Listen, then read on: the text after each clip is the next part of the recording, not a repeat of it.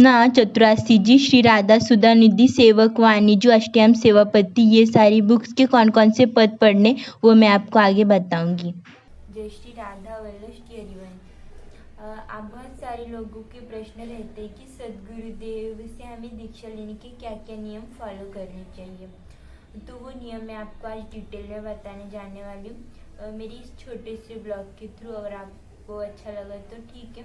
पहला नियम क्या है कि सदगुरुदेव को दीक्षा लेने के 4-5 नियम है। पहला नियम क्या, हमें माथे पर वृंदावन धाम की रजरानी को धारण करना है और हमें अपने गले में वृंदा सखी को धारण करना है। जैसे मैंने इधर धारण कर रखा, वो भी आपको 2 डबल राउंड में धारण करना है।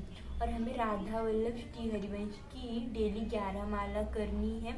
वो भी हमारी झोली जो होती है वो सादा होनी चाहिए, उसके ऊपर नाम, कुछ चित्रपट वगैरह ना हो, पूरी प्लेन होनी चाहिए।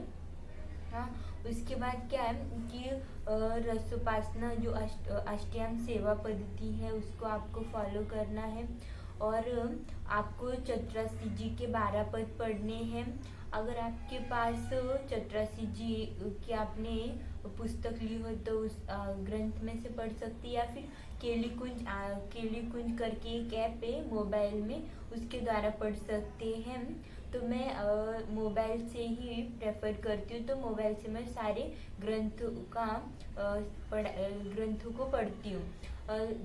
चतुरासी जी के 12 पद, सेवक वाणी जी के 5 पद पढ़ती हूँ मैं, और राधा सुधा निधि के 10 पद पढ़ती हूँ मैं। और रसोपासना में पढ़ती हूँ इष्ट वंदना, आचार्य वंदना, गुरु वंदना और यमुना वृंदावन की नामावली, ये सब है।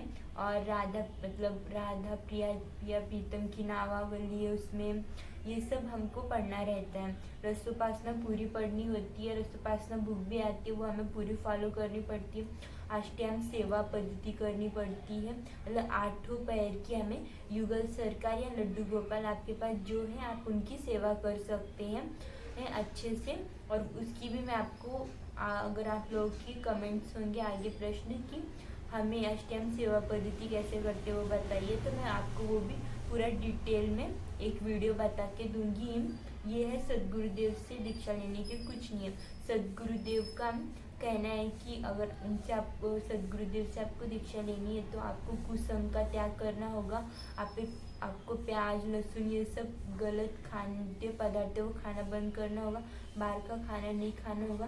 घर पे सात्विक भोजन बना के खाना होगा और गंदे आचरण नहीं करने होंगे। हमें ब्रह्मचर्य का पालन करना होगा।